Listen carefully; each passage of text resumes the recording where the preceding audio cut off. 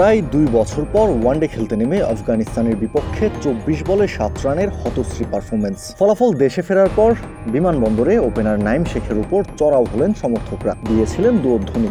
কিন্তু সমালোচনা হজম করার মতো ধৈর্য দেখাতে পারেননি নাঈম। এক ফেসবুক পোস্টে নিজেকে ডিফেন্ড করার চেষ্টা করেন। একে তো আফগানিস্তানের বিপক্ষে ধবল ধোলাই, তার উপর নাঈমের ফেসবুক পোস্ট কাজ করেছে আগুনে ঘি ঢালার মতোই। চরম বিরক্ত দর্শকরা এবারও এক হাত নিয়েছেন নাঈমকে।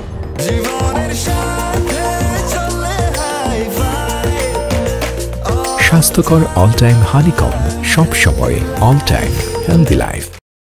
সবকিছুর সম্মিলিত ফলাফল ঘরের মাঠে ওয়েস্ট ইন্ডিজের বিপক্ষে ওয়ানডে সিরিজের স্কোয়াড থেকে বাদ পড়েছেন নাঈম। ওয়েস্ট ইন্ডিজ সিরিজের প্রথম ম্যাচের আগে প্রেস কনফারেন্সেও গুরুত্ব পেয়েছেন নাঈমের ফেসবুক পোস্ট। এ বিষয় নিয়ে জানতে চাইলে বাংলাদেশ দলের হেড কোচ ফিল সিমন্স বেশ খুশিই হয়েছেন। বোঝার বাকি নেই বিষয়টা নিয়ে তিনিও কথা বলতে চাইছিলেন, আর যখনই সুযোগ পেলেন তখন স্পষ্ট জানিয়ে দিলেন ক্রিকেটাররা সোশ্যাল মিডিয়ার সাথে কোনো সম্পর্ক রাখুক সে ব্যাপারে তিনি একমত নন। একই সাথে জানিয়েছেন তিনি চান না তার ক্রিকেটাররা সোশ্যাল মিডিয়ায় কোনো কিছুর উত্তর দিক, এবং জাকের আলী অনিককে নিয়ে যে বর্ণবাদী কথাবার্তা শোনা যায় তাতেও ভীষণ বিরক্ত তিনি।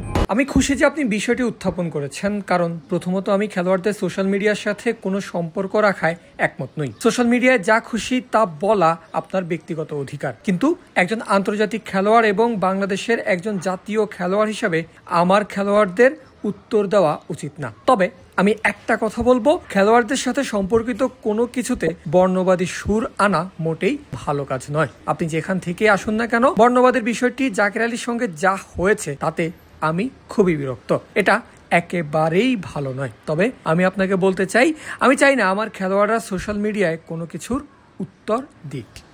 বাংলাদেশ দলের হয়ে আপনি পারফর্ম করলে সমর্থকদের বাহবা পাবেন, ব্যর্থ হলে আপনাকে নিয়ে সমালোচনা হবে। এটা মেনে নিয়েই দেশের জার্সি গায়ে জড়াতে হবে। সমালোচনা নিতে না পারলে যেটা হয়, ফোকাসটা ক্রিকেট থেকে সরে যায়। ফিল সিমন্সের কথাতেও এই ব্যাপারটা স্পষ্ট। বাকিটা ক্রিকেটারদের উপর, তারা এই ঘটনা থেকে শিক্ষা নেবেন নাকি না। কাউসার শান্ত, ক্রিক ফ্রেন্জি।